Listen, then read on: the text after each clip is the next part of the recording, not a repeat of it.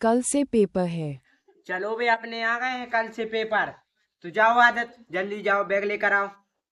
ठीक है भाऊ।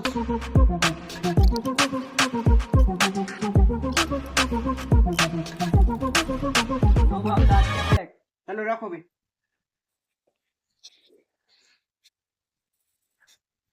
अबे इसमें तो कपड़े हैं। ये कपड़े वाला बैग ले आना था तुम्हारे लिए। जाओ। कौन लाया था भाऊ? कापी किताब वाला बैग लेकर आओ, जल्दी जाओ जल्दी जाओ। ठीक है भाऊ।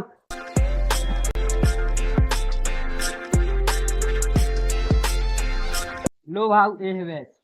हाँ अब ले आया सही बैग। अपने लिए पढ़ाई करना है। ले सुंदर, तुम्हारा है इंग्लिश का पेपर, तुम्हारे लिए पढ़ना है इंग्लिश। और तुम्हारा है पेपर का, तुम्हारे लिए पढ़ना है हिंदी। पढ़ो भी। गाय के ऊपर निबंध। पढ़ो जल्दी गाय से। हमारी माता है। और सुंदर तुम्हारे लिए इंग्लिश का। नहीं मर रहा साले, नहीं मर रहा, पढ़ता हूँ। पढ़ो। टी एच ई दा। बोलो। टीएचई दा। कार्डबोर्ड।